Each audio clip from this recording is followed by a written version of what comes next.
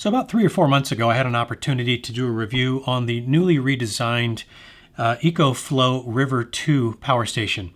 Now this is a very small power station. It's in the sub 500 watt hour class. In fact, I think it's around 286 watt hours.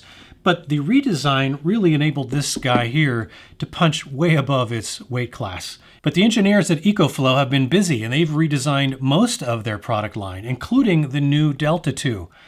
Does this redesign result in the same significant improvement in features and function as it did with the River 2? Let's find out.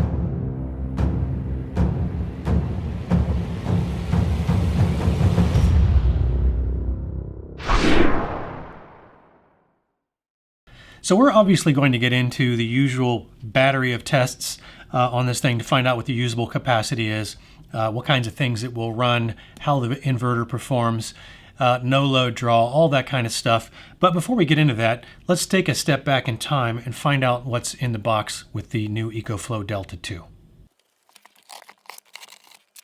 Right, one user guide and warranty card in the back. Feels like there's a lot of good information in there. Hopefully that's true. Solid quality packing material.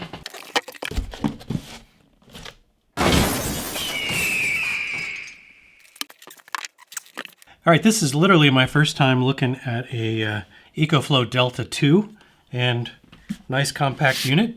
I think it's around 1,000 watt hours, but I'm not going to get into the specs just yet because this unit is very new to me. Now let's see what's in the box here. All right, one silica gel moisture reducer. All right.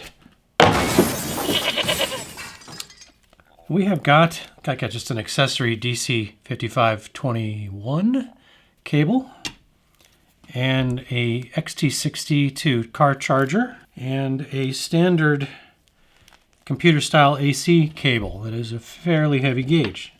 So that must mean we're in for some fast charging. I didn't see a charge brick, so that must mean that this thing has got a charge brick integrated in it. All right. Before we get into the specs, I'm going to have to go live with this thing, run it through the paces, find out its usable capacity, check out the inverter, all the usual stuff, and I'll report back in just about 3 seconds. All right, we are back. Let's jump into the specs on this Delta2, and then we'll cut to some clips and show you how the testing went. So let's jump right into pricing. So this thing normally lists for $999. They are currently putting it on sale on both Amazon and the us.ecoflow.com website for $899. But you can also get an additional discount on top of that. And there's a promo code that they sent me, and I'll put that in the description below if you want to go check that out. But that should get the price down, at least on the Amazon site, to about $827, which is really a pretty good deal, as you'll see when we get into what you're actually getting for that money. And by the way, the promo code does seem to work on both the EcoFlow website and also through Amazon. I think you get a slightly better deal through Amazon. That may change. These things are kind of constantly changing. So I'll put links to both of them below, and you can feel free to go find out which one gives you the best deal whenever you happen to check. Now, as we continue through the specs, I'm going to kind of compare and contrast on how the Delta2 is a little bit different from the original Delta. And let's start with warranty. The original Delta had a 2-year warranty. Now the Delta2 has a 5-year warranty. A 2-year warranty is pretty industry standard average, I would say, for the power station product space. So 5 years is absolutely fantastic. Now, in terms of watt hour capacity, the Delta2 is rated at 1,024 watt hours. And we'll get into the usable capacity when we do the testing in a minute. But that is a little bit better, probably not significant, but a little bit better than the watt hour capacity on the original Delta 1000. Now, the original also has a 1300 variant, which has a little bit more capacity at a little bit higher cost. And I don't think they offer that in the Delta2. I could be wrong about that, but feel free to correct me in the comments if I've got that wrong. But as I said, the rated capacity on the Delta2 is 1,024 watt hours. But just like the original Delta, with the Delta2, you can actually get expandable capacity options. So there's actually a port right here on the side, and I'll give you a close-up of that if you want to check that out. But this allows you to buy one of 2 different battery expansion options. You can double your capacity by adding a Delta2 expansion battery, or you can triple your capacity by adding a Delta Max expansion battery. Now, another big change from the Delta to the new Delta 2 is battery chemistry. The original Delta had lithium NMC, which again, as you've seen in a lot of my other videos, is the same chemistry that Jackery uses and a number of other power station manufacturers use. But lithium iron phosphate is typically, if I have my choice between the two, I'll take the lithium iron phosphate. It's a little bit heavier for the energy density, but it tends to be longer life, much longer life. For example, the lithium NMC was rated for only about 800 cycles, I think, to maintain 80% of its original capacity. This lithium iron phosphate chemistry in the new Delta 2 is rated for about 3,000 cycles to maintain 80% of its original battery capacity. So big difference with lithium iron phosphate. Now, despite the fact that lithium iron phosphate is not as energy dense as lithium NMC, so lithium NMC for the same output tends to be a little bit lighter, this actually clocks in at about 27 pounds, whereas the original Delta 1000 clocked in at about 31 pounds. So I'm not sure how they shaved off 4 pounds, but apparently they did. Now, in terms of the AC inverter capacity, this is an 1800 watt continuous, 2700 watt peak inverter. The original Delta had a 1600 watt continuous, but it also had a 3100 watt surge. So again, I think in everyday use, the differences there aren't going to be all that great, but it also has something called X-Boost that you can enable through the app. And I'll talk about that when we talk about the app. Now, in terms of charging, you can charge this obviously via AC, you can charge it via the car adapter, and you can obviously charge it via solar. And there are some differences from the original Delta. This charges by default at 600 watts, but you can ramp that up, again, using the app to set that anywhere in between there, up to 1200 watts for fast charging, which is really phenomenal if you need to boost this thing very quickly. Now, on solar input charging, the Delta 2 has a maximum input of 500 watts, and in terms of specs there, it has a range of 11 volts up to 60 volts and a maximum of 15 amps input on that DC input. Now, on the original Delta, it had a maximum of 400 watts of solar. So you can put more solar into this, charge it faster via solar, which is always a nice thing to have as an option. Now, in terms of the outputs, these are basically the same as the original Delta, and you've got 4 Type A USB connectors here. 2 of them are sort of standard, 2 of them are quick charge, and then you've got 2 Type C connectors. Now, what's different there is the Type C connectors on the Delta 2 are PD 100 watt, whereas on the original Delta, they were only PD 60 watt. So if you've got like a MacBook Pro or a high-end Microsoft Surface or something like that that uses Type C PD charging, this will give you that full 100 watt charging for fast charging those devices as well. And then in the back on the DC side, they've got your standard car charger here, which is a 12 volt, 10 amp charging port. And then you've got a couple of DC 5521 accessory ports as well. Then of course, up under this little plastic flap, which is probably one of the very few things I'm not a super fan of because it just feels like that might break off at some point. But this is where you find your AC charging connector. And again, no AC charge brick. You just plug the cable right in there and off it goes. And then your XT60 connector for solar charging, or if you're going to charge it through the car charger as well. All right, let's get into the DC and AC discharge test to find out what that usable capacity is. Because as you will remember, it's rated for 1,024 watt hours, but typically that is not what we actually get and are able to get out of the units on these power stations. So let's find out what we can actually expect to get out via DC and AC. All right, we've got the unit dialed in at 10 amps. I did discover, in case that other clip didn't come out, that if you exceed 11 amps, the DC port will definitely cut you off. So there is a hard limit on that, but 10 amps continuous should be no problem. And let's just see where we end up. All right, we are done with the DC discharge test. You can see we are at 0% on the Delta 2, and we are at 793 watt hours. All right, let's charge this thing back up, and we will run a AC discharge test on this and see if we get a different number going through the AC inverter. We're at 100% currently, fully charged. We'll check back when it runs out and see how many electrons we caught. And we caught the end. All right, so we have run this thing out. We're at 0%. It has shut down. Usable capacity 904 watt hours through the AC inverter. So not bad. So on the DC side, that 793 watt hours equates to a little over 77.4% of usable or of rated capacity that we actually can use. That's actually a little below average. The average I see is probably around 82, 84%. But on the other hand, on the AC discharge side, when you're actually getting power out of the wall plugs that are in the back using the AC inverter, you're getting 904 watt hours. And that's actually very good. That's actually slightly above average at about 88% of rated capacity. And while we're talking about the AC inverter, let's talk about no load draw. So if I turn on an AC inverter, and this goes for any power station, that AC inverter is going to draw some amount of power. So the question is, how much power is it going to draw? So this particular unit, the inverter will draw about 0.5% of your watt hour capacity for each hour that you leave it on. Now the cool thing is when we go and look at the app, you'll see that you can actually configure how the unit behaves when it doesn't have a load over a certain period of time. So we'll get into more of that when we take a look at the app. All right, let's jump in and see how the AC inverter actually performed. And we're also going to take a look at that X-Boost feature and see what it actually does. All right, let's stress the inverter on this. Now this is rated for 1800 watts continuous, and I think up to 2700 watts surge. And then you can turn on the X-Boost or not, and X-Boost is enabled in the app. I've disabled that, but what X-Boost does, it allows you to run higher watt draw devices, but in a lower power state. And that's not suitable for all devices. That's only suitable for fairly simple devices like heaters and things like that. But we're going to find out if this thing does, in fact, run continuous at 1800 or so without a problem, kind of find out what its limits really are. So let me go ahead and take this up first. All right, so that gets us to just below 1200. Now let's go ahead and turn the space heater on and watch it climb.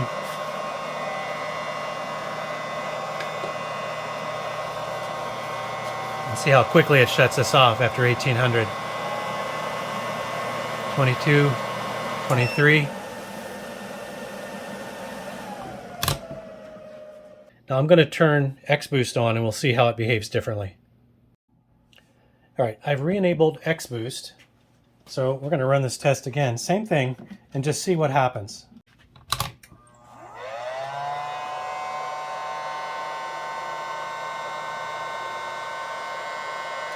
And keep your eye on the watt draw.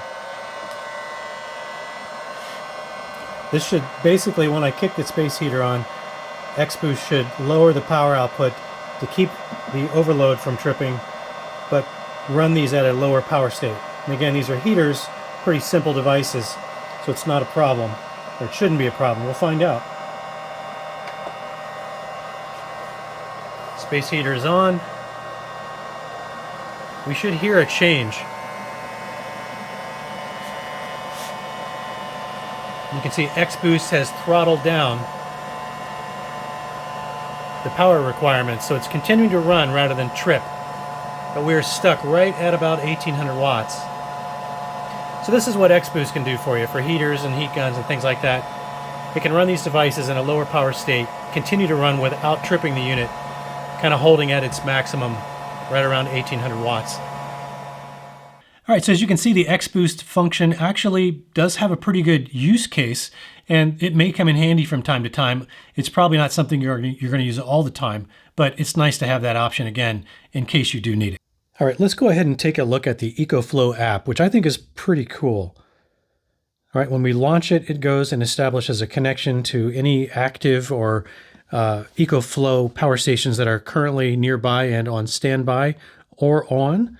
So that little pulsing white light you get on the front of the EcoFlow power stations means that it's in standby.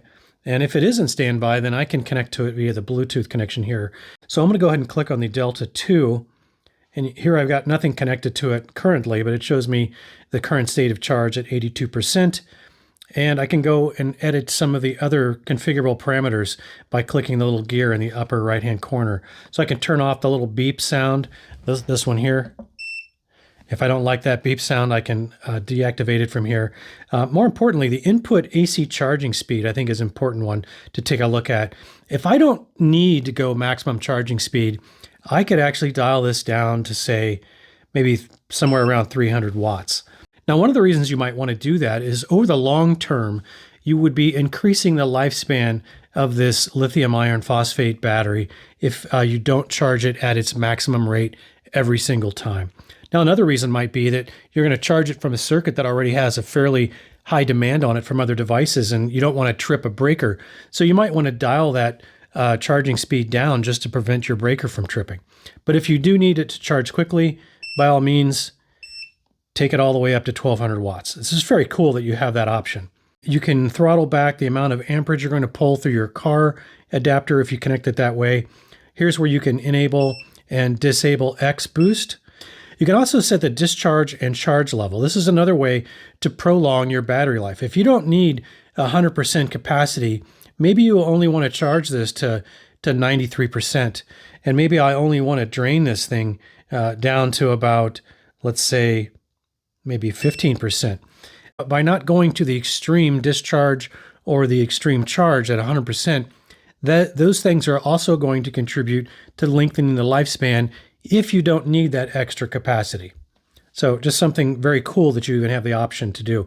You can also set the overall auto timeouts. Here, the AC timeout. So if I've got no power being drawn, maybe I never want it to shut off, and I'll just deal with the no load power draw that the inverter is going to consume. But if I have a device that's very low power draw or very intermittent power draw, maybe I don't want it to auto shut off. So this would be a case where I could say maybe 12-hour intervals is enough. You can set a different timeout for the 12-volt DC outputs. So that's pretty cool. A lot of DC charging devices, things that you might have to recharge that are fairly low capacity, they often recharge at a very low wattage rate. So sometimes it's helpful here to set it to something like 12 hours so that it doesn't auto trip. You can also update the firmware from here. You can look at your specifications on what this unit is capable of. I find this helpful too because I'm trying to figure out, okay, how much capacity is this thing supposed to have? I can refresh my memory from here. I can see what its capacities are on the output side, which is pretty handy, and also on the input side. You don't need that information all the time, but when you need it, it's nice to not have to try to go online to find it or dig up a manual. You just do it from the app. So, bottom line here, I think this app has all of the essential functionality, and I'm really impressed with the EcoFlow app for these power stations. So that app is pretty cool. I really like the functionality in the EcoFlow app. I think it's one of the best apps out there for power station control, and not all power stations provide app control. It's kind of a nice to have. It's not necessarily a need to have, but again, I don't believe that's something that was available on the original Delta. And again, if I'm wrong about that and you know differently, feel free to correct me in the comments so we can correct the record. All right, let's wrap up with some final comments. I'm going to give you some pros and cons. I'm not a fan of these little plastic doors. In fact, this one is really hard to open. I just feel like these things will snap off, and it's probably not a big deal if it does, but I just feel like there's probably a better way to do that. Maybe some rubber stoppers there or something. I don't know. Maybe you don't even need a door. It makes it a little bit more weatherproof, I suppose. But your other ports are exposed anyway, so I'm not really sure why we need a door there. But anyway, that's a very small, minor nitpicky issue. Now the other kind of, I guess you could say, disadvantage is that it does not have wireless charging. There's a little indentation on the top, which might lead you to think that maybe it does, but it does not. Now, not all power stations do offer wireless charging. And again, it's one of those things that I personally consider a nice to have, but not a must-have feature. So for me, it's not a deal breaker that this doesn't have wireless charging. It's just one of those things that it does everything else so well.